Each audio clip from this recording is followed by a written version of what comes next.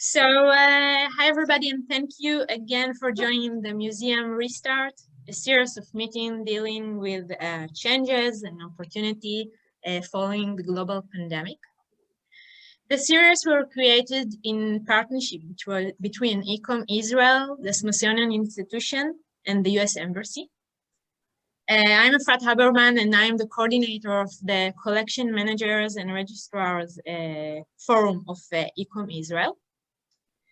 And today is the second session dealing with collection and collecting. At our previous session, we discussed about the way museums collect COVID-19. And we heard from Alexander Lord about the interesting project of collecting COVID artifacts at the Smithsonian. The project, I think, mainly demonstrates the contemporary collecting, a collecting method that which basically can define by collecting objects and stories from the present.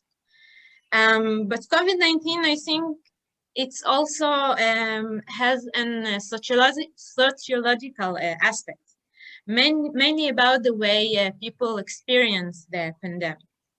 So today we are going to hear from Jim Gardner about the way museums collect trauma. And we are going to hear about the collecting activity at the Smithsonian at 9/11, a project that Jim was managed and which was a big historic event, a traumatic event. Jim holds an MA and PhD in history from the Vanderbilt University. He is a former retired executive for Legislative Archives, Presidential Library, and Museum Service at the National Archives. He previously served as a senior scholar and as Associate Director of Curatorial Affairs at the Smithsonian National Museum of American History, and as a senior scholar at the Smithsonian National Portrait Gallery. His professional activity have included a variety of services, and among them are a president of the Society for History in the federal government, and founding chair of the Smithsonian's Ethics Advisory Board. Well, during his lecture, you can leave a question at the chat or the Q&A, and we will have time for a discussion and question at the end. And Jim, thank you very much for the lecture and for joining us, and the floor is yours.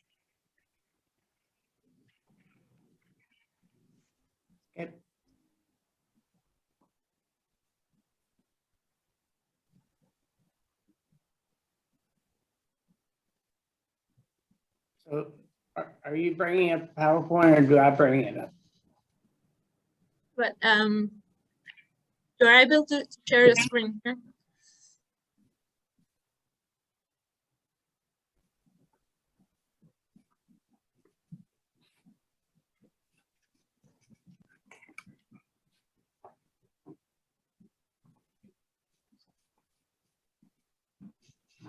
Do I share it again? Is that what? Yeah. Let's see. The share is not there now.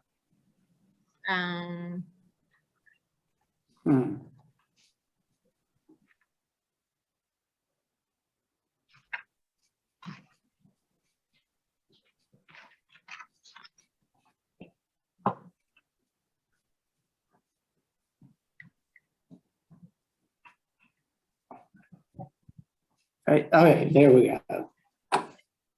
That working? Yeah. Okay. Ready? Okay. Well, thank you, Efrat. We don't see your screen yet, but you don't. I can see my screen, so that's what I thought. Oh. I don't know how to get. It won't. I don't have the sharing.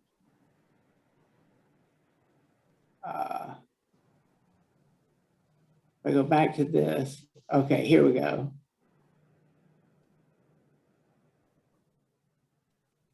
Oh, There. great. Now. Thank you. Okay, now we've got it. Okay, thanks for the introduction. And I'm happy to be talking to all of you. We're found here in the United States, so it's nice to connect with people, and Zoom, for all its limitations, is at least a nice vehicle for talking with people and meeting with people. First, I want to tell you a little bit about what I'm going to talk about over the next hour and why. While I'm going to show images of objects from the Smithsonian and elsewhere, this is not going to be what I would call a show and tell. I'm not just going to be showing you objects. This will be used to ground arguments I'm going to be making about collecting 9/11 initially, and about trauma more generally. These arguments draw on a half dozen different essays I was asked to write over the past 2 decades, and a not yet published commentary on the ethics of collecting trauma that is going to be part of a book published by Routledge before too long. So it's a show and tell. It's more of a blend of theory and practice, and I hope you'll find it useful. I'm going to, as I was telling Efrat earlier, I'm going to try to be disciplined. So I could go on this for days, and often do in other contexts. I have only an hour, so I'm going to try to work through this in a disciplined way.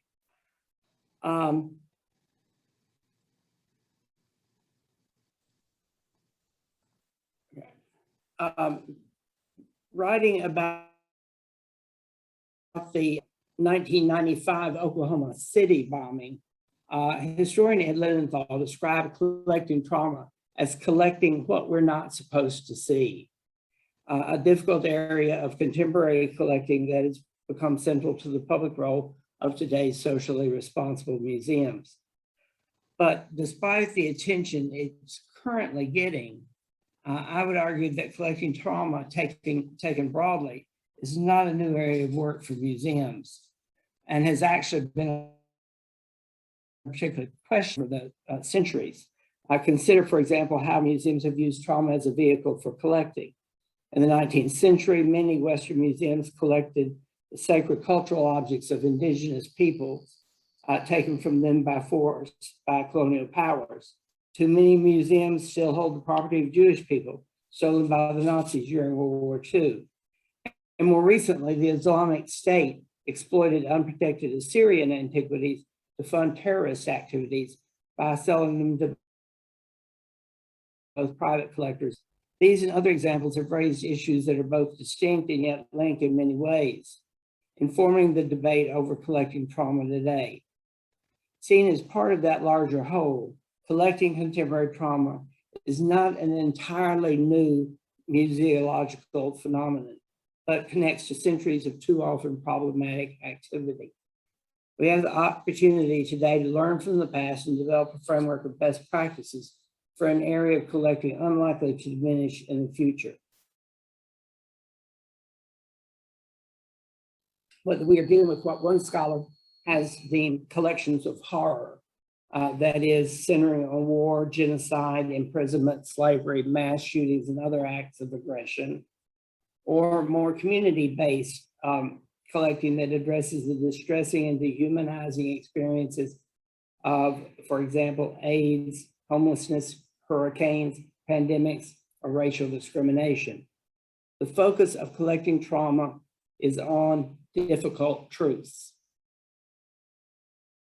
comfortable, that are unpleasant, that challenge who we are and what our values are, and that we're obligated as museums to collect with sensitivity.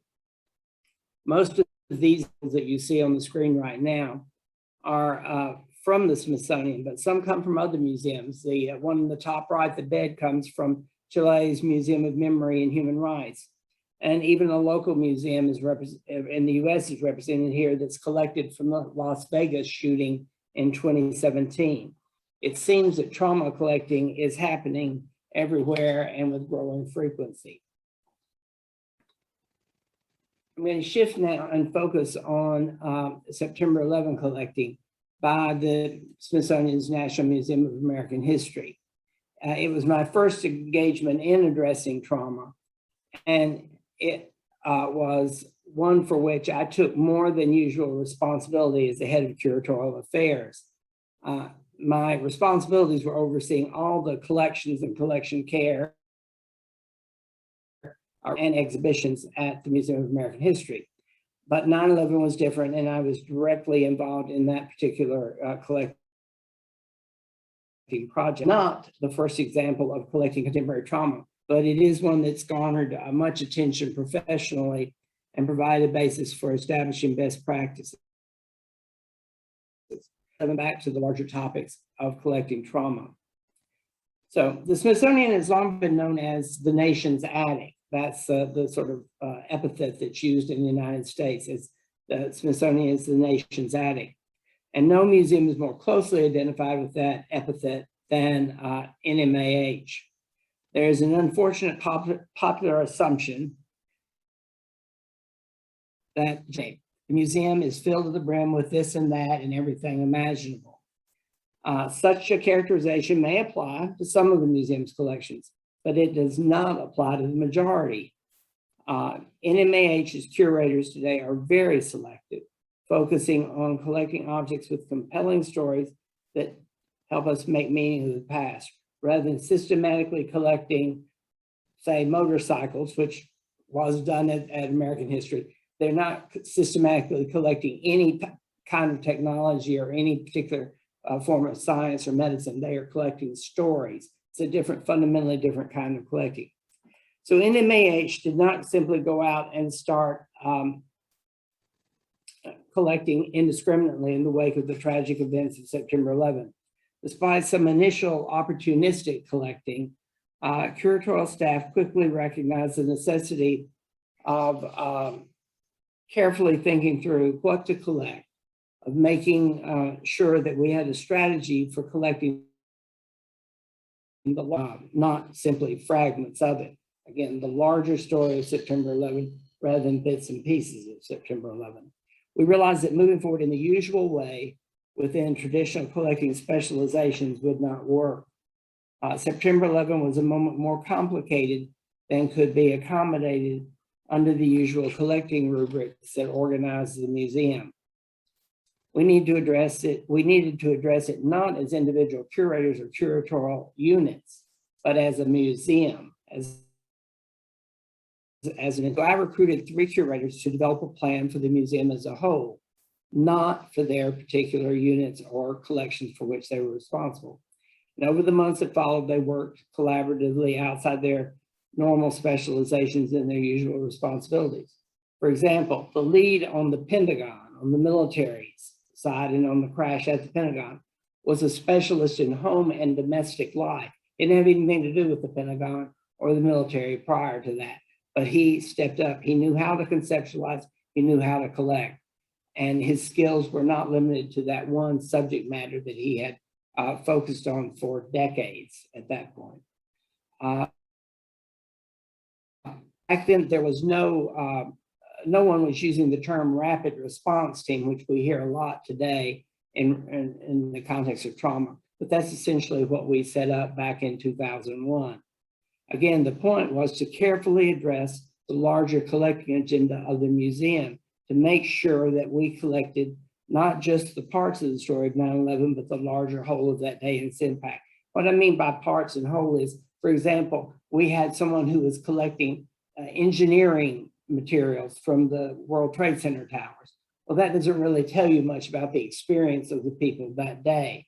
It's useful information, and but we needed somebody to be collecting the larger story, not the bits and pieces that were out there. In terms of dealing with the public,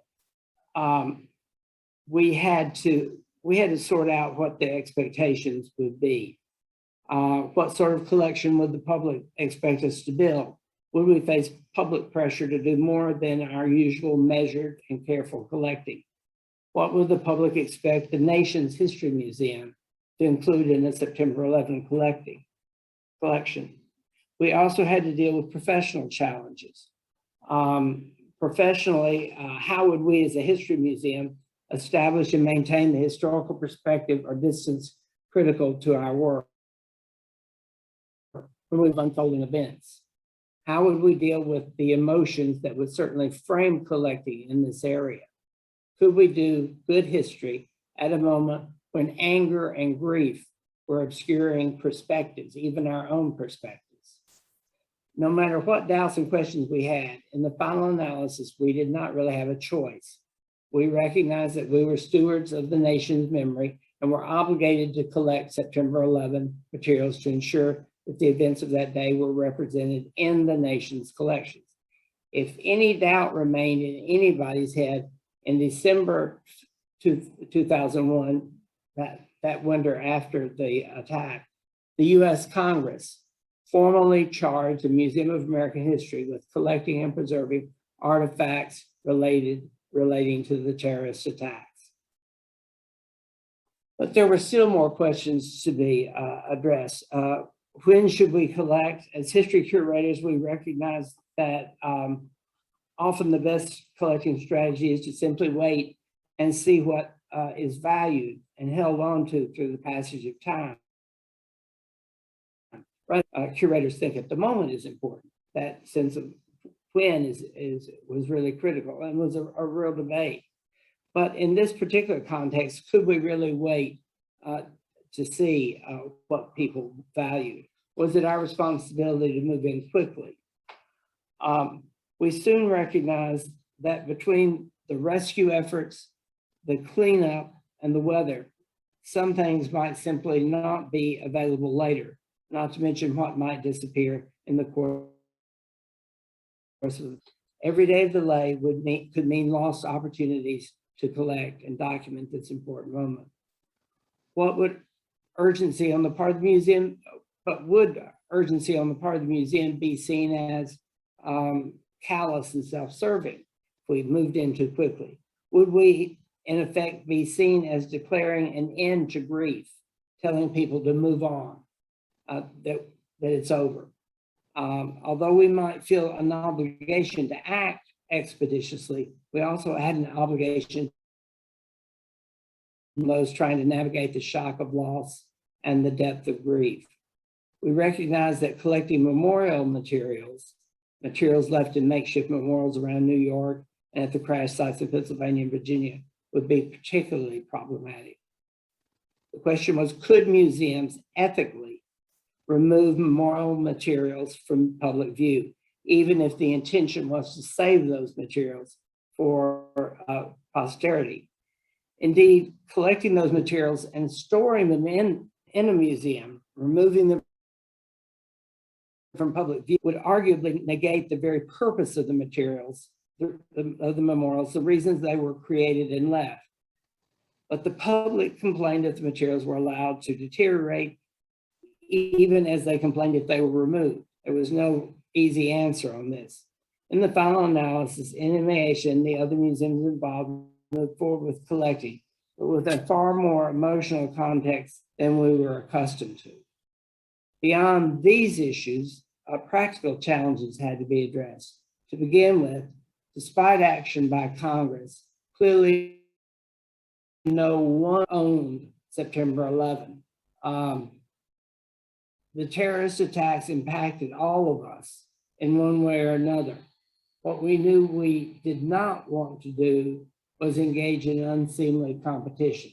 We would all be tainted by any suggestions of territorial rivalry. To avoid that, in a rare moment of collaboration, over 30 museums and cultural organizations met in New York under the sponsorship of the Museum of American History and the Museum of the City of New York. Met in New York in the week after the attacks. Just within a week, we pulled together a group of over 30 museums. And out of that came a pledge to communicate and share, move forward with collecting, not unilaterally, but as a collecting community. We had a steering committee that met periodically to share contacts and collecting targets. All of this to avoid competition in a time in the long run, as it turned out, the few unique objects we each wanted proved less problematic than the sheer volume and range of other materials we faced. Realistically, from the literal tons of material, how much could any museum collect? Well, collecting would have to be highly selective for any museum, but the Museum of American History faced a more challenging and very different collecting imperative from that of the other museums, each of which was focused on a single crash. The museum's charge was to develop a collection that would represent all three crash sites. We weren't doing just one, we were doing all three crash sites. We were the only museum that was doing that. So again, we were responsible not for any one story of September 11th, but for the larger national memory and for making those connections. So that made our collecting agenda fundamentally more challenging. NMAH and the other collecting museums not only had to be realistic about how much we could process and house, but also had to be prepared to face rather daunting long-term conservation issues with the objects. Materials from the crash sites were almost certainly contaminated and even bore traces of human remains. How do you preserve such objects? What treatment is necessary and how far should it be taken? Should deposits and debris be removed, or are they an essential part of the objects? Would cleaning destroy historical evidence and interpretive value? But what if leaving contaminants on the objects would jeopardize the health of curators and even the public, not to mention posing the risk of contaminating other collections? Well, there were no easy answers here. And I'll give you a quick example that I encountered. As Everett said, I left the Smithsonian to become an executive at the National Archives, which is literally just down the street, and overseeing the presidential library system in the United States.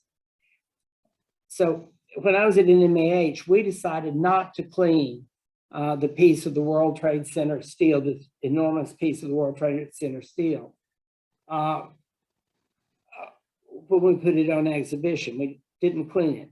Instead, the conservators coated it in wax that would preserve whatever was on it, but without allowing the lofting that would endanger staff or visitors.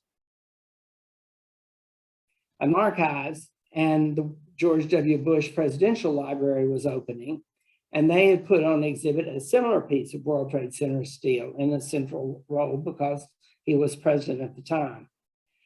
To my surprise, archives conservators had thoroughly cleaned their piece of the World Trade Center steel.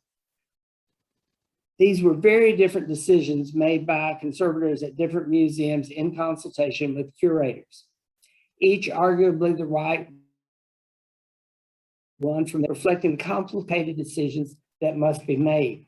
The tension between competing goods, which is a term that you often hear at the heart of museum ethics, competing goods, the good of long term, the good of the short term, the good of, that sort of competing goods. Objects like the Bellevue Hospital Wall of Prayers, collected by the Museum of the City of New York, pose very different challenges from things that came from the crash sites. The Bellevue Wall and other materials were essentially assemblages. They were complex composite objects consisting of, in the case of the Bellevue Wall, 200 feet of wood, covered in paper, tape, and other materials, many of which were inherently unstable as materials. NMAH loaned them, as part of this, again, this collaboration, NMAH loaned them the services of a paper conservator to go to New York, to work with them to plan how they would conserve this complicated object that they had decided to collect. It's an enormous object. 200 linear feet is a lot of plywood. Questions were, should the priority be preserving the components of a memorial like the Bellevue Wall, or should you preserve the memorial itself, including that? Can you preserve the look and feel of a memorial while addressing its structural and material instabilities? Is it enough to simply photograph a memorial to create a documentary record and then preserve the flyers and other materials separately? What about the potential for mold growth and other problems that might arise in materials that have been exposed to the elements? Museums always have to balance the commitment to preserving the collections with the cost of taking responsibility for them. And then in this case, the potential cost could be considerable for all of us. One of the flag was one of the most emotionally powerful objects collected by the Museum of American History. This is a damaged American flag, one of the very few to survive. It was retrieved by a recovery worker from the World Trade Center rubble at the Staten Island landfill. Torn and severely damaged, under flag code in the United States, it would normally have been destroyed in a ceremony. Instead, it was collected and preserved by the museum. Some public discussion about the meaning of the flag, and in tatters, becoming a powerful symbol of patriotism, survival, and resilience. But because of the contaminants and debris that clung to the flag's surface, it had to be encapsulated. And it remains so 20 years later. Interestingly, it came to the museum as a transfer from the FBI. I was myself involved in discussions with agents, FBI agents, about this. Few people would expect NMAH curators to have contacts within the FBI, but they did, collecting initiative.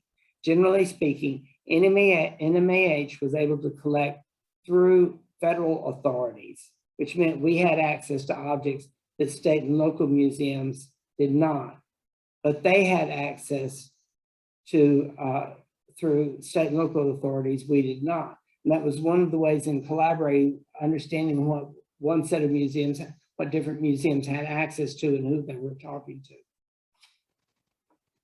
But even if we had the resources to collect everything, should we? What should we collect? How would we make choices? NMAH collect different kinds of objects, different not in terms of material, but rather in terms of what they say about that day and how they help us understand it. First of all, although the museum's priorities are always objects that tell stories, that evoke moments and lives rather than fragments or relics of more emotional than historical value, we quickly learned that the public did not see that distinction and believed that collecting fragments from the crash sites should be a priority, that such fragments held special meaning, not simply ignore or dismiss. A number of people even thought we should take portions of the World Trade Center or a smashed fire truck and establish a memorial on the mall, a place where Americans could honor those who had lost their lives. We went to great pains to avoid that role. What the Museum of American History does as a museum is make meaning of the past, whereas memorials convey very selective messages and lack the nuance and depth we see at the heart. Nevertheless, we did decide to collect a few fragments, an appropriate decision given our larger interest in collecting what people value and think is important. From the World Trade Center, we collected a large piece of twisted steel. From the Pentagon, we collected a damaged and charred fragment of the Pentagon's limestone facade. And from Shanksville, Pennsylvania, we collected this airplane part, one of several from each side. These certainly evoke emotions and stand for the moment, even if they do not reflect the stories of specific individuals on that day. The museum did collect stories, moments that turn commonplace ones, what I would call witness-bearing objects, objects with layers of meaning. The museum collected stories of loss. For example, this pry bar that was carried by New York Fire Department's Lieutenant Kevin Pfeiffer, who entered the burning towers to rescue the trapped occupants and extinguish the raging fires. When the towers collapsed, Pfeiffer and 342 other members of the New York Fire Department were killed. His pry bar, this is something all the firemen would have had. His pry bar was found with his remains, and it was given to the museum by his brother, Chief Joseph Pfeiffer, the first fire chief to arrive on the scene, and hence the one responsible for the orders that sent his brother into the towers and to his death. When this ordinary tool, very ordinary, not spectacular at all, this ordinary tool became part of the nation's collection, it also became a rather compelling part of the official memory of that day.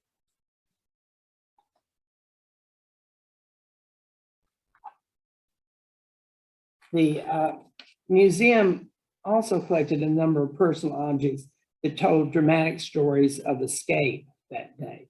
So stories of people who died, but stories also of escape.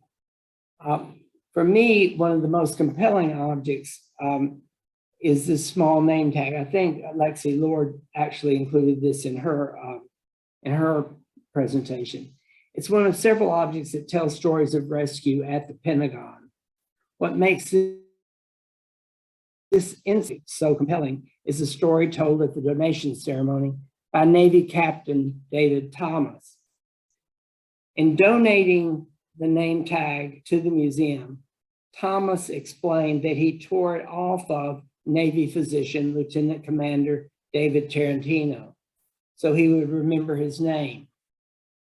Convinced after witnessing his heroic rescue acts that he might never see Tarantino again, and wanted to be of his heroism. Tarantino did survive and was at the donation ceremony, listening to this man he had not met before 9/11 tell this story. So it's interesting, this is an object from Tarantino, but it was given by another man to the museum, not by Tarantino. So this small, ostensibly insignificant name tag became a powerful object that connects us to a compelling story of personal risk and heroism. A third category of objects is what I would term the ephemera of loss. Materials that reflect the outpouring of grief, not only on that day, but in the weeks and months that followed. Grassroots memorials became icons of our shared loss, and preserving them became inextricably tied up in preserving the memory of that day. Initially, the photos and messages that you see in this image were not intended as memorials, but as part of a search for the missing. Over 90,000 such flyers were posted across New York City. The missing became the loss, and missing flyers became the core of more complex makeshift memorials, consisting of jumbles of candles, flowers, flags, stuffed animals, and other objects that reflected the outpouring of public grief. Although the Museum of American History did not collect entire memorial installations, others did. For NMAH, the issue was not whether it was appropriate to collect memorials, but where to best focus its collecting efforts. And its sister museums in New York were clearly better positioned to take on this agenda.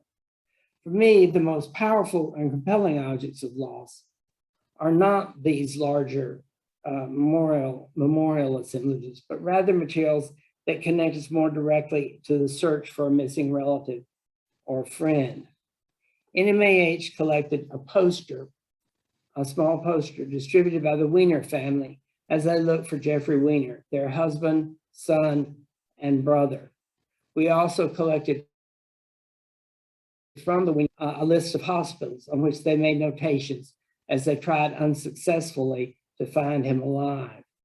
These two simple documents, rather than a big wall, these two simple documents engage us in the deep loss that families and friends experienced, not just the shock of the moment, but the days of futile hope and then grief that followed. Such objects shift the story from death statistics to real individuals, engaging us all in a moment we cannot begin to imagine and hope to never experience. Working collaboratively, NMAH curators built an important collection for the Smithsonian and for the nation. It remains a work in progress. Indeed, the museum expects the collection to grow as we gain historical perspective and a greater understanding of the events of September 11. I don't know what the plans are for this year, given the challenges of COVID.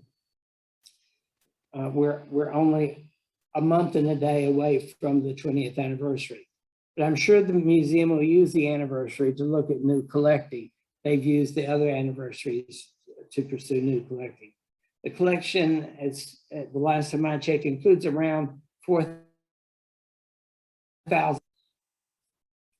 And I would note that the museum's collecting also extended to the web. We weren't just collecting physically. NMAH partnered with 2 universities in development of the September 11 Digital Archive, which preserves over 150,000 messages, images, and other electronic files, such as text messages and voicemails, that constitute a critical source for understanding that day and its impact,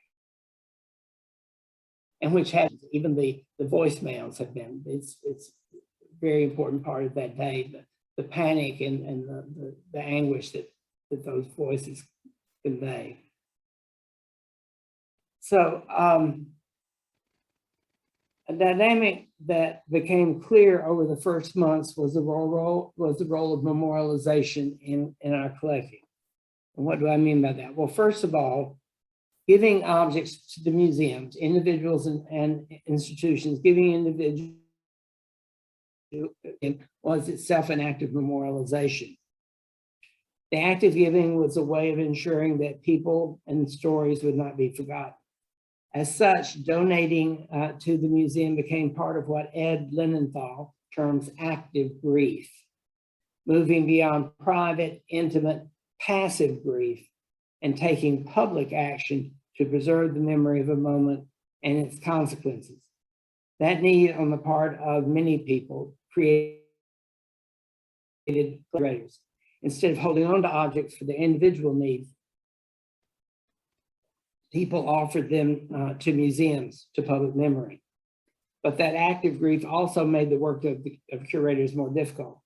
More often, they had to say no thank you to individuals struggling to address their grief and preserve their memories through gifts to the museum. But NMAH was also arguably a participant in the memorialization process, not simply a passive, objective collecting institution going about its business. In choosing objects and bringing them into the collection, the museum infused them with power. They became we chose them, we made them the objects of 9/11. And collectively the nation's 9/11 collection. Indeed, the objects that we chose came to constitute the official memory of that day. The objects and stories collected by the museum took on a level of meaning they would not otherwise have had. They ceased to be private stories and became part of the public, part of our collective memory. Again, quoting Ed Linenthal, we see the transformation of mass murder into patriotic sacrifice through this process. But just as museums shape memory by what they collect, they also shape memory by what they do not. The absences can speak loudly. What was missing from NMAH's collecting were the terrorists themselves, and those who became the victims of racial profiling in the months that followed. A criticism that is also the focus of ongoing debate, current debate, about the exhibitions at the National September 11 Memorial and Museum. Writing about a very different moment in a different place, Peter Jan Margry argues persuasively that such collections form a mirrored representation of the confusion, emotionality, anger, and intensity of a society at a particular moment in time. The problem was that in the moment, public sentiment against even mentioning the terrorists overruled curiosity, not to mention the fact that all terrorist-related objects of September 11 were considered evidence, although curators did go to the FBI and review evidence notebooks for possible future collecting. Museums must remember it's for the long term, not for the moment. And don't collect, and be prepared to care for what they collect long after the moment has. Okay, shifting from 9/11 to the larger context of collecting trauma. What factors make collecting trauma different from other museum collecting? Well, some argue that trauma collecting is distinctive because it's contemporary collecting, rather than because it's focused on trauma. But contemporary collecting, or even collecting contemporary trauma, isn't arguably all that new. It may feel new, but it's not that new. Even the Smithsonian was engaged in collecting contemporary trauma in the 1960s. From the counterculture and civil rights protests just outside their doors on the National Mall. There are many even earlier examples of other museums collecting the Holocaust and the US civil rights movement.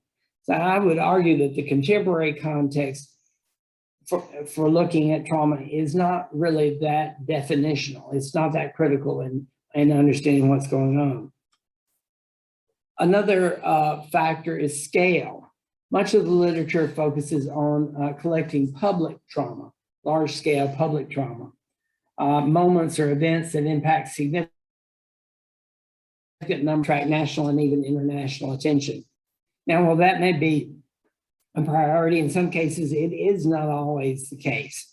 Arguably, the most thorny challenges museums face today deal with private trauma that becomes public. For example, the AIDS epidemic and homelessness, as well as activities that are too often out of the public eye entirely, but have profound consequences for humanity, such as human trafficking and child labor. And at the same time, collecting trauma is complicated at the extreme end of the scale, that the geopolitical focus of much of today's trauma is not the nation state, but the transnational arena, challenging not only our efforts to comprehend the depth and breadth of trauma, but also problematizing the ways museums have traditionally defined their responsibilities. One can argue that differences in kinds of museums create different collecting dynamics. For example, the collecting authority for a museum located at a site of trauma, such as genocide or mass shooting or other atrocity, is very different from that of a general museum not co-located with the site of trauma. The latter, general museums, often face concerns from the trauma context. Or consider the difference in collecting at a public state-run institution as opposed to a private non-governmental organization, even though they both operate in the public trust.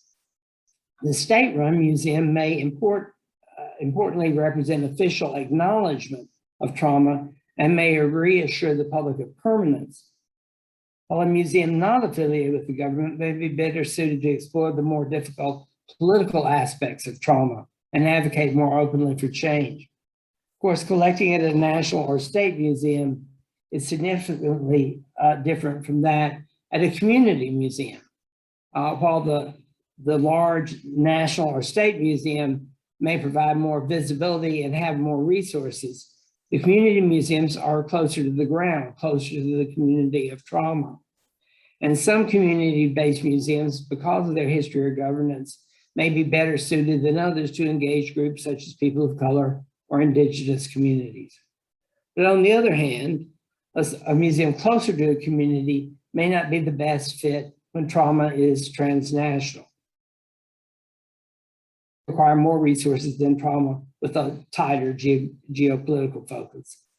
Different museums bring different assets as well as baggage to the enterprise, and any museum approaching trauma work should be self-aware and not assume they have exclusive rights. Political, cultural, social, and geopolitical context. Collecting trauma also differs depending on the specific context. For example, a pandemic, by definition, perhaps demographically uneven in impact, is very different from the trauma of a mass shooting, which is usually very location specific and impacts a narrower group or gathering. And that in turn is very different from that of a disaster, whether natural or man-made. It has wider impact, but might have more consequences for property than human life. In other words, a museum must always be sensitive to the specific circumstances it is considering taking. Consider the challenges of collecting from migrants or refugees, fleeing one nation state to arrive in another undocumented, certainly something we in the United States are dealing with. They may be reluctant to come forward and be identified even by a museum, which can be reasonably seen as part of the establishment, not a neutral player. How does a museum engage such people and establish the trust essential to collecting not only objects, but the stories that bring them to life? Ethical responsibility to them as people, rather than just the subjects of a collecting initiative. How does it protect them? In other words, museums do not exist in a vacuum, independent of internal influences and external politics. And museums must be prepared to address forthrightly the challenges those create. What has changed, I would argue, instead of all of these other factors, is not only a deeper understanding of the complexity of this collecting, but also the commitment of exploring trauma openly, directly, and in depth in their roles as socially responsible institutions. Collecting trauma builds on, but also contests the museological frameworks that provide the reliable context for much museum work today. The issue is how to both build on what we have already learned and be open to the new questions that are inevitable as we fully engage in the challenge of collecting trauma.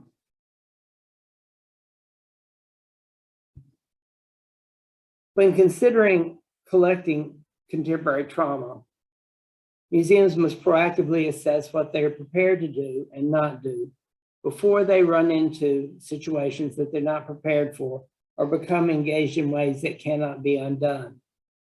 Building on the Smithsonian's experience, I would argue that the best way to approach this is to work through the following series of questions that focus on key decision points, not arguing for months of discussion, but at least a few hours of thoughtful discussion before jumping in,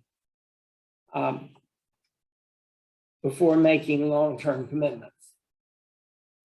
First of all, will the museum collect? The question is not whether a museum can collect or not, but whether it should collect.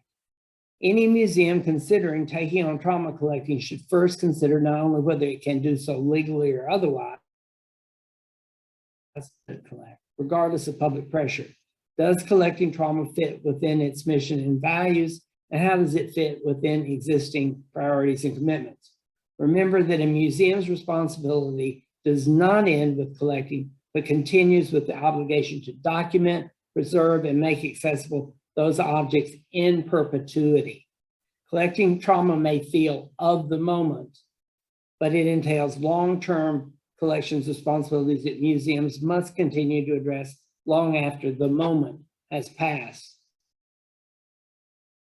Collect. Curators value distance and perspective, but can a museum afford to wait in the context of trauma? Or is the necessity of, as one of my colleagues had said, preventing forgetting?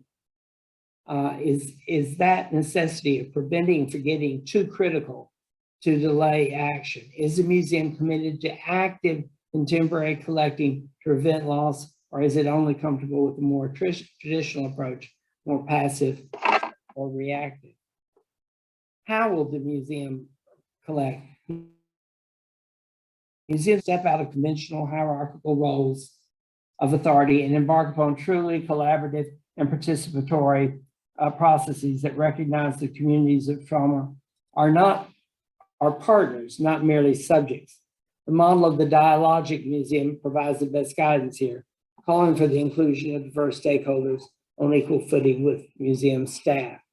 What kind of collection does the museum envision?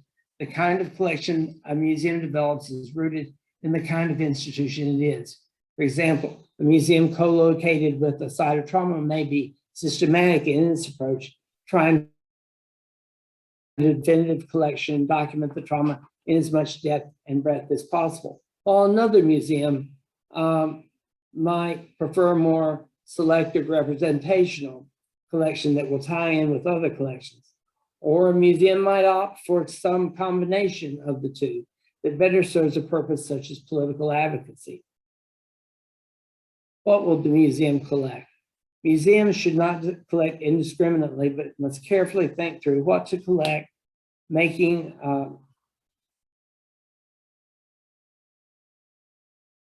strategy and scope they can justify.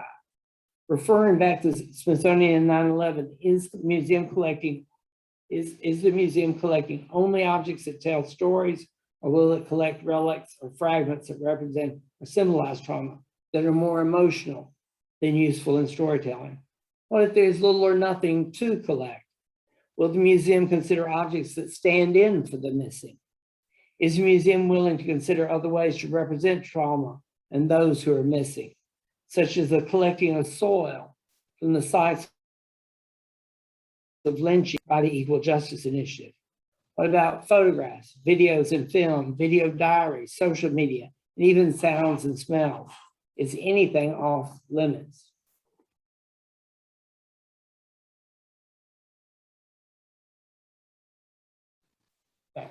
I hit the wrong thing.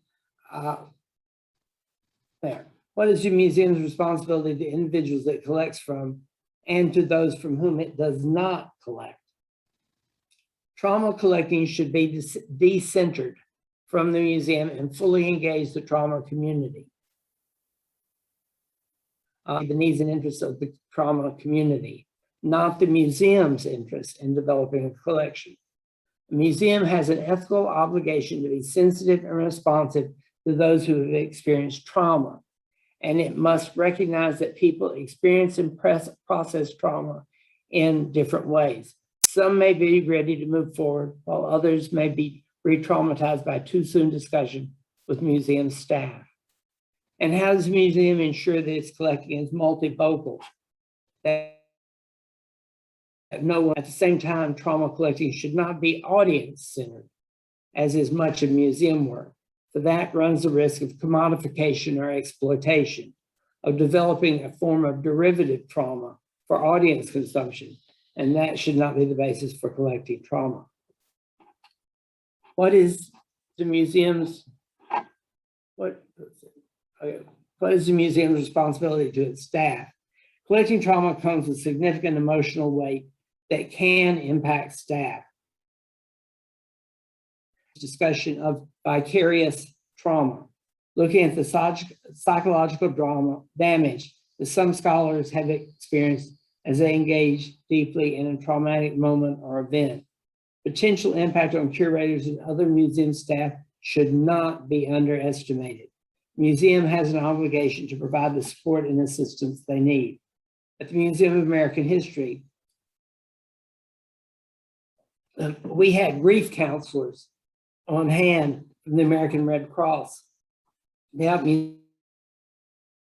museums the challenges of both collecting and developing an exhibition. And that help was very much needed and appreciated, particularly as we moved from collecting to developing a first-year anniversary exhibition. And the Red Cross grief counselors stayed on to be in the exhibition for the museum's visitors, and were used far more than one would expect. And then how does the museum balance breadth and depth without losing stories or perspectives? The long analysis of all these decision points is whether the museum will capture the context of trauma, the larger story as well as the individual stories, not just collect a bunch of things. I'm going to move quickly from to the larger concept of strategic planning for collections, a framework that shifts the focus to what a museum should have in the collections, to developing a vision of what collections should be, moving from ad hoc collecting to strategic. I found that the Smithsonian was not prepared to take on collecting 9/11 because of a larger problem I noted earlier.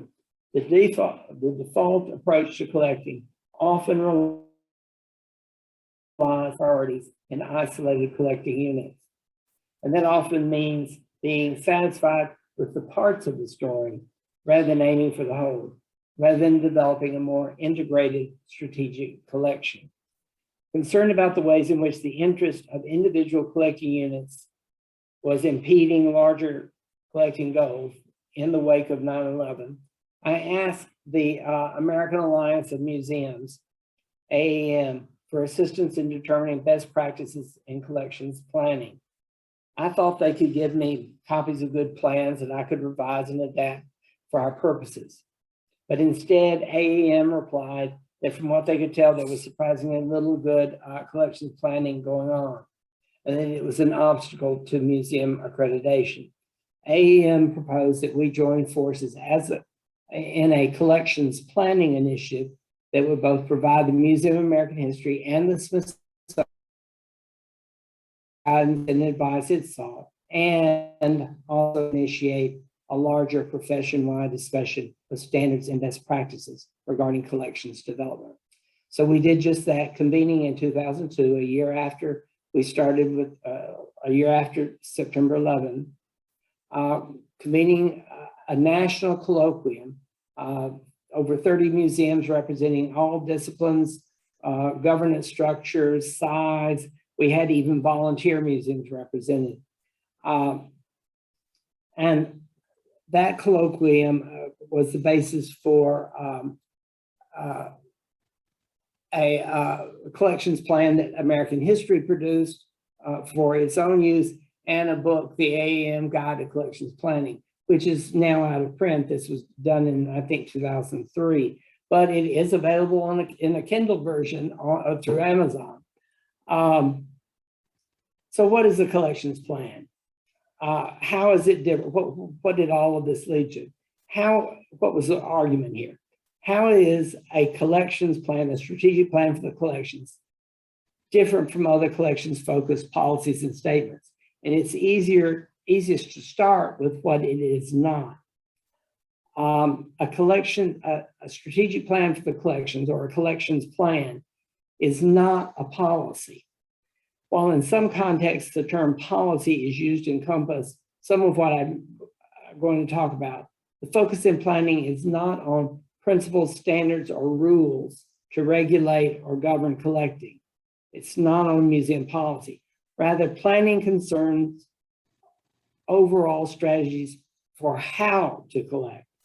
Thus, a collections plan should management policy, which is a document that specifies a museum's policies concerning all collections related issues, including accessioning, documentation, storage, and disposition. Nor is a strategic plan for the collections the same as a scope of collection statement, a document that usually only describes a museum's existing collections or what the museum intends to collect, which is to say the basic parameters of the museum's collecting. Many professionals use a collecting plan, which identifies what a museum wants to actively collect to acquire over time. That usually does not address the larger strategic needs of critical to sustaining the collections. So it may tell you what to collect, but it doesn't tell you. A strategic plan for the collection guides the content of the collections and provides coordinated and uniform direction over time to refine and expand the value of the collections in a predetermined way. Rather than categorizing collections by type, topic, time period, geographic boundary, or other criteria, a collection plan focuses on the ideas, concepts, stories, or themes that provide the rationale for the museum's collecting decisions. Such a plan specifies how choices will be achieved, who will implement the plan, when it will happen, and what it will cost. So it not only addresses what should be collected, but the capacity of the museum to sustain and care for that collection. Okay, so that sounds useful, but given everything else it has to do, why does the museum need a strategic plan for the collections? Well, first of all, it needs one to gain intellectual control of the museum. Important distinction needs to be made here. I'm not suggesting that individual curators do not have intellectual control over those collections for which they're responsible. Curators have truly impressive knowledge of the collections, and they always have collecting initiatives underway yielding important collections. But for many museums, the parts don't really add up to a whole. For example, prior to this, NMAH had never really established a clear vision for the collections as a whole. Instead, it had a loose coalition of relatively often with rather idiosyncratic goals, building on their predecessors' interests and work, adding depth and new knowledge and new topics, but too often in isolation from other staff and other units. And after I left the museum, it slipped back into its old isolated ways. That's changing now. The Smithsonian is requiring strategic plans for the collections from all 19 of its museums. And I'm consulting with the National Collections Program on this. But even in smaller museums, even volunteer museums, isolated idiosyncratic collecting is often the reality. To be blunt, how can we as museums ensure that we don't have a vision of what the collections should be? We need to be thinking about the collections as a whole, how to shape them to a collection that we aspire to. We need to shift the discussion from will this fit within the collections, which is what the discussion often is, will it fit within the collections, which is essentially a reactive or a passive role. We need to shift from that to the museum asking what should it collect, not can it collect it, but should it collect it, thus moving from reactive to proactive. And that can change the discussion with potential donors and change the priorities regarding which donors we invest time in. Another reason to do a strategic plan for the collection is to better utilize shrinking resources. Many museums can afford to simply continue doing what we do. That's a luxury few of us can afford. I'm not talking about acquisition funds here. American History's collections, for example, are largely gifts, very little money for purchase of objects. More to the point, over the years, the Museum of American History has suffered staffing losses, as well as maxed out its capacity to store and care for collections. Things are improving now, but for example, the museum no longer has the staff or financial resources to conserve standing collections. It conserves only what is going on exhibition. It does nothing for the collections in storage. And that doesn't even get to the issues of long existing contaminated collection storage at the Smithsonian. Acknowledging that museums cannot collect everything, we all need to figure out how to better focus our collecting. And then we need to determine what another reason for it is to determine what the museum is not doing. Despite my concerns, I would argue that the resources should not be the driving factor here. At American History, my concern was less with restricting collecting and more with focusing collecting. Even though resources were tight, the issue for us was not whether the collections would continue to grow, but how. I wasn't concerned about what we needed the accession. I was more worried about what was falling between the cracks. This connects back to trauma collecting and back to 9/11 about how bits and we end up with. I was concerned that we were ending up with bits and a fourth reason to do this is to provide the framework for collecting trauma or anything else. Collections planning shouldn't dictate or prescribe what a museum can and cannot collect. It should provide parameters for assessing unexpected collecting opportunities and a framework for making decisions. You can't anticipate trauma collecting, but you can provide a context for assessing its fit within the museum's larger mission, goals, and resources. I'll move through the rest of this fairly quickly. There are several components to a collections plan, but I want to focus on the intellectual framework very quickly. Whether called an intellectual framework or something else, it could be called the theory of the collections or the collecting themes. This element establishes the big idea for the museum's collections, a compelling vision for the collections that defines the unique role that the museum plays and provides a context for making decisions about the future. It addresses the questions, so what or why? Why do you collect this? What's the point of it? Toward what end are you collecting this? It's the key to collections planning and for many the most difficult piece to develop. American History developed its intellectual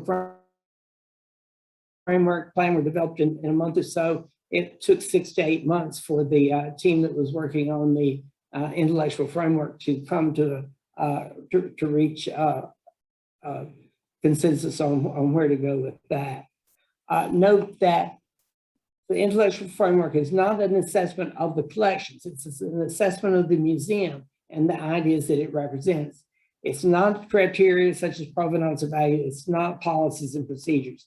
Those should be addressed in other documents. But the intellectual framework is simply a framework. Intellectual framework establishes intellectual control as a museum. Many, if not most, museums rely, again, on semi-autonomous curators to develop the collections. And that's a problem. At NMAH, I had to remind veteran curators, it's not about you, it's about the museum. And they had to be reminded that this is about the museum. It's not about what you individually want to do.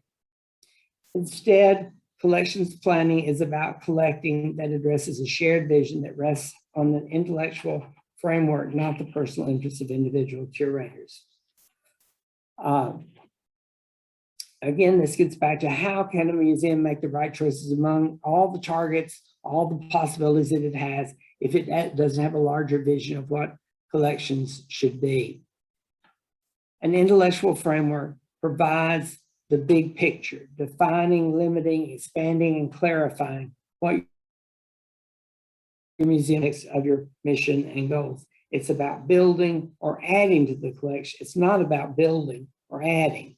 So that's easy to do. You can add stuff, you can collect new stuff. It's about shaping them toward a shared vision. Now, the intellectual framework provides the basis for the other elements of the strategic plan, and they boil down to 3. I just did something weird. There we are. An analysis of the collections, in other words, where the museum is now. We called ours a baseline assessment of the collections. What do we have? How many objects? What are they in? What do we call them?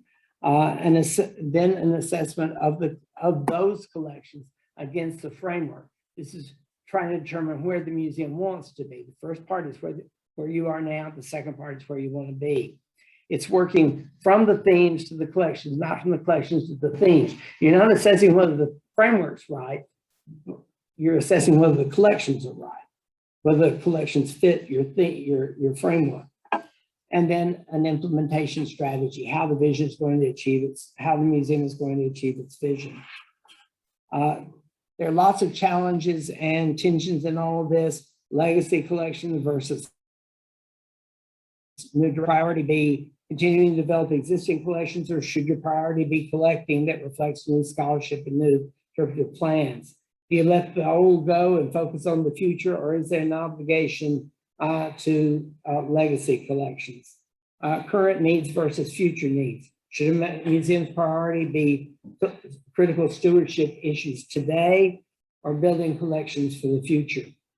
Can a museum ethically pursue new collecting if it can't care for what it has now? Passive collecting. Can a museum both allow for the serendipitous and pursue carefully worked out documentation strategies? Institutional goals versus collective responsibilities. Our tendency is to assume that when we're talking about strategic plans for the collection, that we're talking about is only what we're going to do. After all, how can we control what others do? But we can't really do everything. None of us can, and we have to take that into account in our planning. On the one hand, what is the museum's unique responsibility? What does the museum do that no one else does? On the other hand, what isn't unique about the museum? Can it share responsibilities with other museums in some way? NMAH, as I said, worked with a large group of museums to coordinate collecting in September 11. And the National September 11 Memorial and Museum in New York draws heavily on loans from that group, but especially from the Smithsonian. All of this does pose challenges because there is always some rivalry. Even within the museum itself, there's an issue of who controls what. We developed a September 11 collection collaboratively, but at the end of the day, somebody had to have responsibility for the key to the storage room. Somebody had to be responsible for signing off on a loan agreement. Someone had to take care of stewardship responsibility. We couldn't share that problem.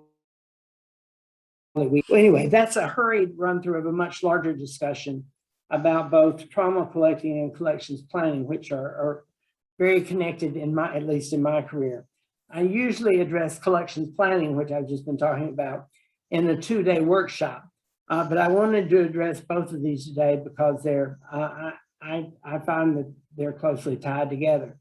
Now, the larger point I want to make is whether engaging in trauma collecting or not, every museum should engage in integrated strategic collections planning tied to its mission and thematic goals. That is as important for trauma collecting as for any museum collecting. Wow. That's right. Yeah. Thank you very much. Fascinating. So anybody have questions? Yeah. We can stop the screen sharing and then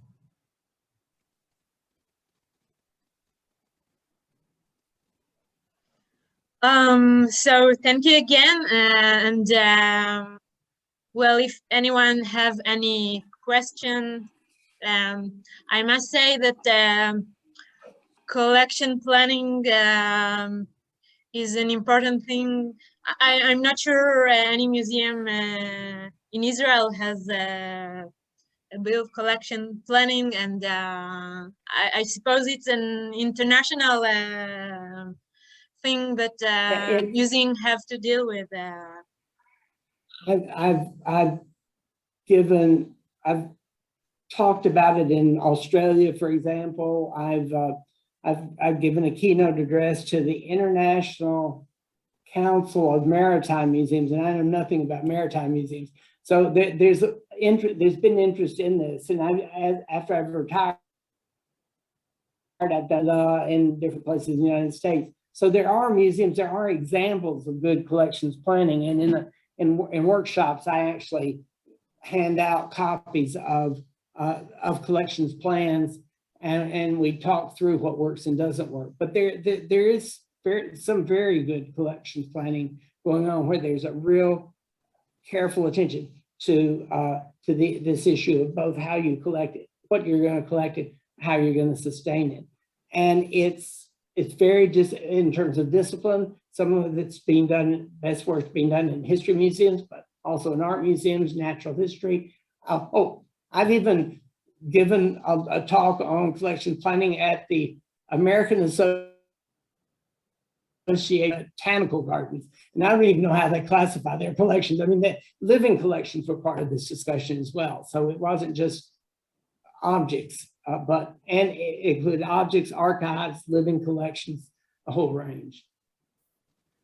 From your knowledge, there are countries that are already, it's kind of a thing that obligated or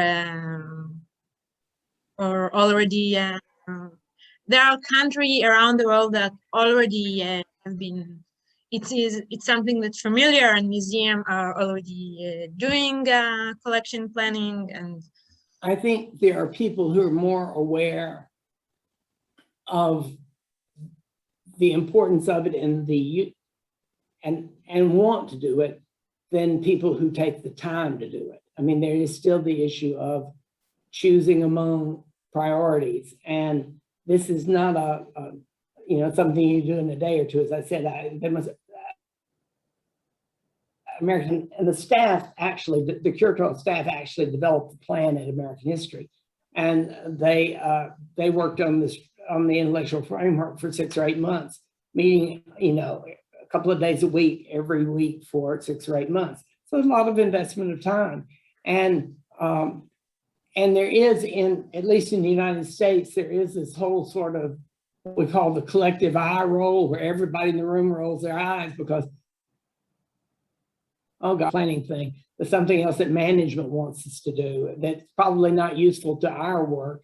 And one of the challenges we had within American history was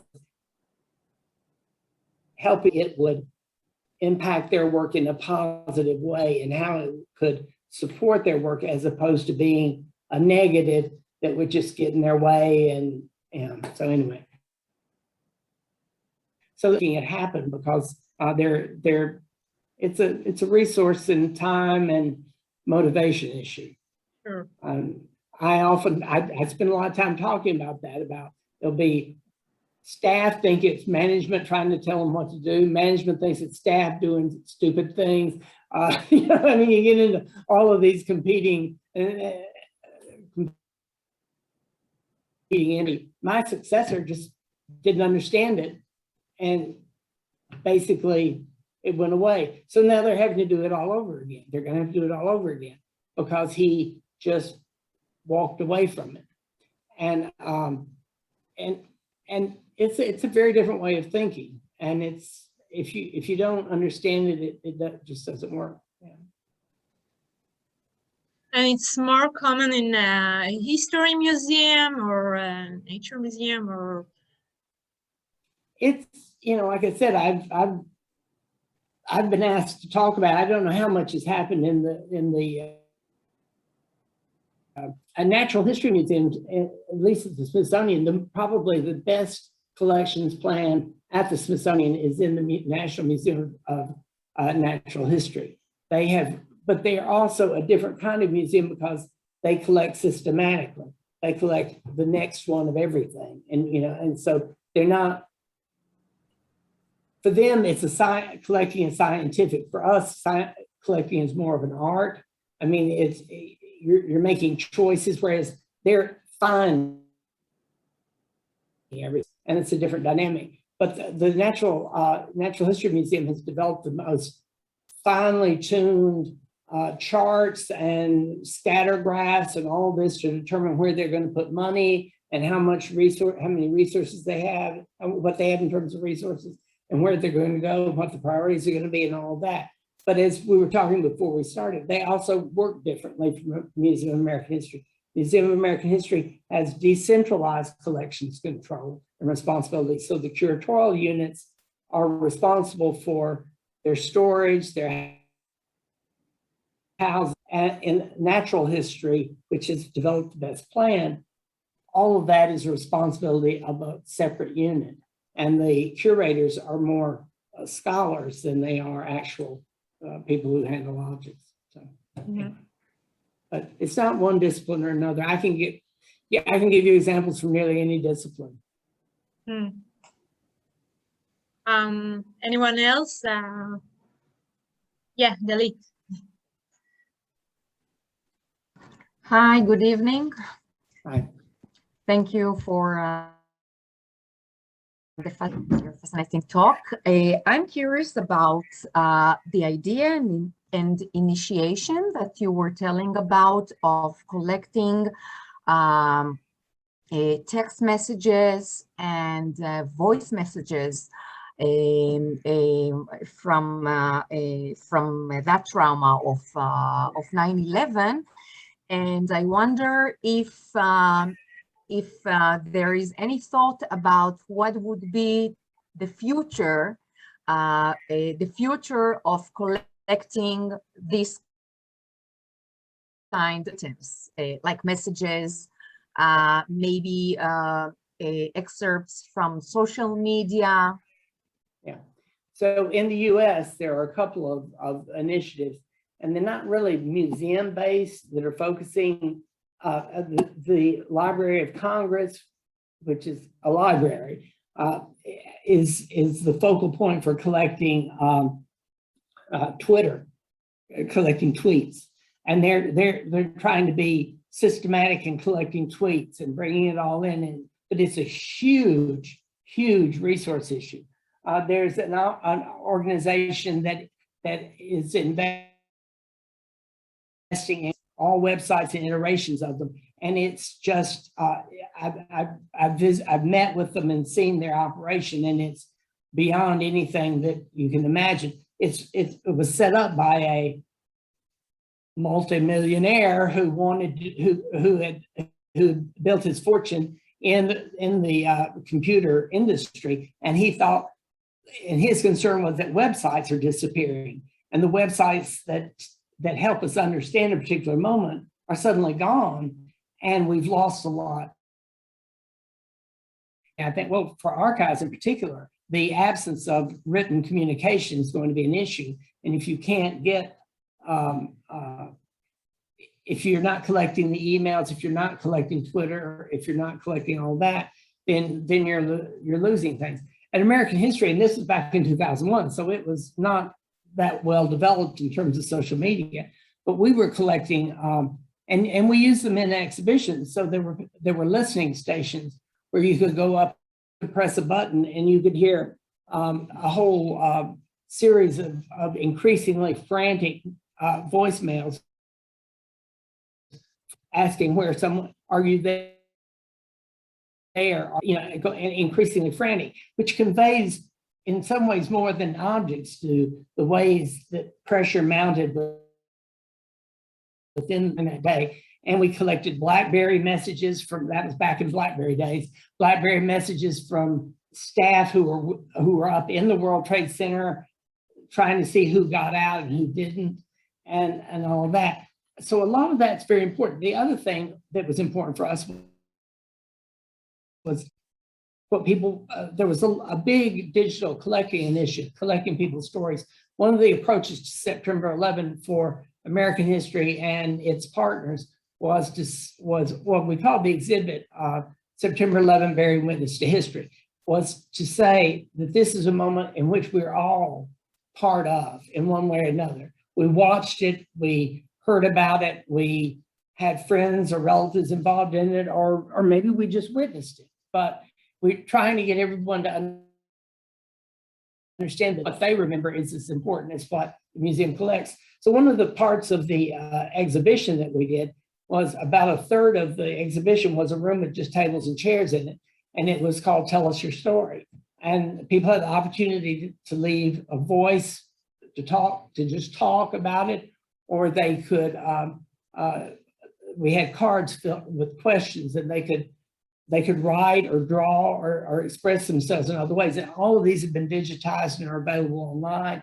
But that was an important part of the exhibition for us, was to help the public understand they were part, they were with. That's where that contemporary side of it makes these traumas different because you can actually engage in a more of a crowdsourcing way about what goes on. And I would think now, I'm not exactly sure what American history is doing. Most of what I've heard about American history right now is collecting things. But I think at this moment, I'll give you an example of what I would tell American history to collect about the pandemic. I have a photo on my phone of my son took it at his home, and it's a photo of his tablet, of his iPad, and my wife and I are both on it. You can see our faces in the iPad, and our granddaughter, who was 3 when this all started, is playing with us. We can't go over there. It was like March or April, right after the pandemic, when the pandemic was the scariest in many ways. We couldn't go over there. So she played with us on an iPad. She put a hat on the iPad. She brought toys over to the iPad, coping, how she dealt with pandemic. And I think, capturing those kinds of stories rather than just always the medical stories or we've got to be more creative about this. One of the things, I'll quit talking in a minute. One of the things about collections planning that I, in working with the National Collections Program with the Smithsonian, the National Portrait Gallery that I was involved with as well for a while, the National Portrait Gallery's collections plan, I said, there's no imagination here about how portraiture may change. And I said, I know that they see portraiture in a different way, but it's not reflected in this plan. Portraiture can be electronic. It's not just shoulders and heads. It's different ways of portraying self. And I had just been in Australia and met with the head of the portrait gallery there. And one of the things he was showing me was in the indigenous communities, they say, my identity is not just me, it's my ancestor and my child. And so they insisted on portraits that showed 3 people, but they still considered it their single. Well, how do you think about portraiture in a different way? And that opportunity to think in different ways. One of the things in American history that we insisted was that the framework could not correspond to any organizational structure at the museum. The themes had to be cross-cutting, had to be everybody's responsibility. If there was a theme on politics, it wasn't the responsibility of the political history collectors. It was everybody's responsibility. Just as race, gender, class, all that had to be everybody's responsibility. So it's really trying to push people to think in more imaginative ways. Very much. Fascinating. Anyone else? Yes. Hi, thank you very much. I would like to ask you whether they were involved in the research psychoanalysts or psychologists that are expert in trauma. Did we bring them in for collecting? Is that what? Yeah. Yeah, they've certainly been part of my reading and trying to grapple with a lot of this. We worked primarily from the Red Cross who were grief counselors to help deal with that. The point about grief counselors is at American History, when we opened the exhibit, we had no intention of developing, but there was a lot of pressure, public pressure, to do an exhibit for the first anniversary. And the entire museum worked on it. And then the director of the museum had a lunch for everybody after it opened. And he wanted people to talk because he knew that the pressures, particularly the curators. He made me talk first because he knew I had a sort of funny story about the deputy secretary of the Smithsonian, whose who was a sort of hard-boiled former political person from the U.S. Capitol, who was not known for being touchy-feely, but after the dedication of the exhibition, after the opening ceremony, I'm standing there just, killing time, and all of a sudden she comes running up to me, throws her arms around me, and starts sobbing into my shoulder and all that. And so I told my story, and then we went to the curators, and the curators, we had these, grown men, not nearly my age, not quite my age, who were sobbing at this lunch, talking about how difficult all of this had been for them personally, day in, day out, for months working on this. We had to, we talked with grief counselors about how to think about the exhibition, that it needed to be different in arrangement from anything we'd ever done. So we, the design of the exhibit was different. And American history is known for over-designed, overbuilt exhibitions, that are just fill everything. And if we've got, well, if we have a pair of shoes, we show everything else the woman wore that day, rather than just show, well, for this exhibit, we decided objects needed space. So we had a pair of shoes from a woman named Cecilia Benavente, and she'd taken the shoes off as she ran down the stairs. And we had her dress, her purse, her everything. But instead, we just put the pair of shoes in a vitrine and a label. And we kept them separated by space. We didn't pack the exhibit. Everything was very spare. We even on the advice of other people, we had a video that we showed that had been developed by one of the networks in the United States. They developed it for us, and it showed now no longer living anchor by the name of Peter Jennings talking about September 11 on television. And at one moment he looks down and sort of pauses, and he's looking at emails from his own children because he's asking where you are and all. That film, they told us, should be in a separate space with exits so people can get out without having to stay. People, you need to think about whether people may not be able to bear watching that again. So we had to think about exits and entrances to everything. We had to think about preparing people for what they were going to see. We didn't want people to get upset. We still had people get very upset. And we had long lines for this exhibit. We didn't expect it to be such a big deal, but it had very long. But we had to think in terms of how people would handle things. We found people, the first week, we found people, against the wall just sobbing. They were so upset about everything. Well, we had counselors there to talk to them and help them. We had staff who were responsible for boxes of Kleenex, of tissue, because we had a long area, again, advice of grief counselors and others, was to have an area where people could just sit down. Lots of chairs. We didn't usually seating in an exhibit. We had an unusual amount of seating in this exhibit with little tables with Kleenex, boxes of Kleenex. And we had staff who were responsible for going through there and making sure that the Kleenex were always there because they were used. So we did have to think about the exhibit differently, and we had to get advice from people we normally, this wasn't just your everyday exhibit in which we had to decide what we're going to do, and you either like it or you don't. We had to make sure. One other thing we did was we had two openings. We had a private opening for survivors, families of those who were lost, the rescuers. All of those people were invited to come on a day when we closed the entire museum. The Smithsonian doesn't often close an entire museum for a day except under the pandemic, but we closed it to every other exhibition. No one else could come in, just these families. And they went through the exhibit. And then the next day we had a public opening in which other people could come. We had the dedication the next day, but so we had to think about how this would be perceived differently and how people would react to it. Yeah.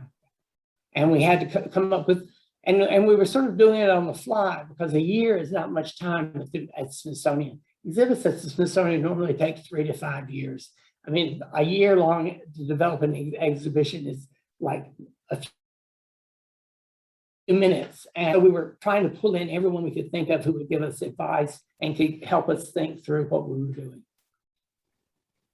I mean, there was even a point at which there was an image being used, and we realized that the color was wrong because it was verging into a flesh color. And we said, no, that's not, we were trying to think people don't want to be reminded of some aspects. They don't want to think about flesh. But, anyway, it was complicated. It was a hugely successful, it did American history for like 3 months. It ended up staying 6 or 8 months, I guess. And then it traveled around the United States, breaking attendance records at every museum it went to. So, I mean, it was a big success, and it came actually at an important point for the Museum of American History, because that undersecretary who sobbed on my shoulder about what a wonderful job we'd done thought we were a waste of time. Up until that moment, she thought we were incapable of doing work that was important. And so it made a difference. We did work that was important and that we did it well. So our worth or value to the Smithsonian increased dramatically at that moment, because they realized that they didn't have to babysit us, that we knew what we were doing. Okay, thank you. Shelley, you have another question? Thank you very much, Jim, for your very academic lecture. Yeah. Well, I'm an academic before. I actually came to the Smithsonian from the academia. Okay. Well, I was the deputy executive director of the American Historical Association, which is the most elite senior historical organization. But the Smithsonian, you have to remember in all of this, the Smithsonian considers itself to be an educational institution, not a museum. So it's if you look at its website, it's .edu. It's not .org. It's not anything else. It's .edu, just like a college or university. That's interesting. I have many questions and many comments, but we don't have the time. I just want to get my email from Efrat and you can send them to me. Okay, I will do it. I must say one thing, because it raises many questions in my mind when you talk. I don't know whether you know Israel or you know a little bit of the history of this country. Israel is maybe one of the most traumatic country in the world, because we were born as a country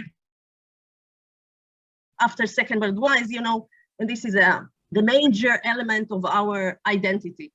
Yeah. And but since the end of the war, or since 48, when the country was created, we are living in a permanent trauma. I would say, and I'm not exaggerating, that there are years that we have trauma every day or every week or every month. And although that, we are not dealing with the trauma in the museum world at all. It's beyond that.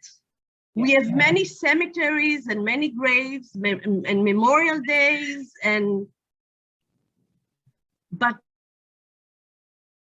nothing that you can see in the museum world. And I think it's a very interesting question. Yes, it is. And by your lecture, I started to think about it. Yeah, no, it's an interesting, and by the way, the U.S. now feels that it's in permanent trauma because of the Trump administration and the attack on the Capitol. We feel now, which is not on the level you have, but it's a different world for us at this particular moment. And but museums are collecting. The Smithsonian is collecting from the Black Lives Matter protests. It collected from the attack on the Capitol. It's collected from all of those things will be represented in the collections. And when they'll be exhibited, I don't know. But yeah, it's an interesting thing. In the U.S., this sort of trauma collecting is taking off, and it's this book that I'm contributing a commentary on ethics and trauma, is really looking at trauma around the world. One of the inspirations for it was the migrants or refugees coming out of the Middle East and going through Greece, and the impact that one museum studies professor is trying to grapple with in her home where she works is with the refugee movement, and what does that mean, and how is that impacting? How does she document? How do the museums there document with that? So there are things like that. A lot of places around the world are recognizing. I think museums are sort of stepping away from that the history is positive, or culture is positive or beautiful or whatever. I mean, there is still resistance in the United States. Certainly, there are people that believe that the Smithsonian, being right there by the U.S. Capitol, should not deal with anything controversial, but it nevertheless is. When I was at the Portrait Gallery, for example, the Portrait Gallery opened the first big national exhibit on, it was called Hide Seek, on gay and lesbian love, a huge controversy. And there were members of Congress who came and protested, and it led to all sorts of other problems. But yeah, Thank you very, very much. I think that we can continue the conversation in another form. Email, happy to talk to you. Okay, wonderful. Thank you very, very much. Thank you. And thank you, Ecom.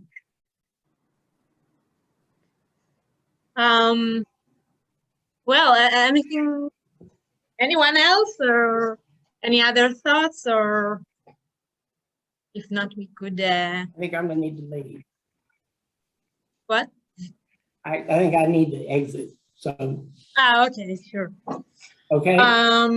Well, but I must say that it's true. In Israel, we do deal with traumatic events. So we do have the Yad Vashem Museum, and if you know it, or and other museum. But it's only past trauma. It's traumas connected to the past, not contemporary traumas. There's the past. That's what I meant. Maybe not enough, but what we deal it in certain way, maybe not enough, but to say that we're not dealing with that at all, it's a little bit not true. Okay. It's a good subject for a Yom Iyun, for a conference. Maybe.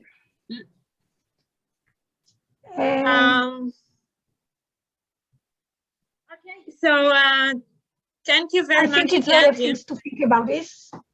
Yes. Thank you. Thank you very much, and thank you very, very much. And thank you to Efrat. To Efrat, Ecom here, Ecom Israel.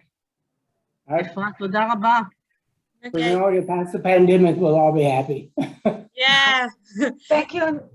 Okay, bye-bye. Thank you. Good Bye. morning for Bye. you, Thank you and very good much. evening, everybody. It was really, really interesting.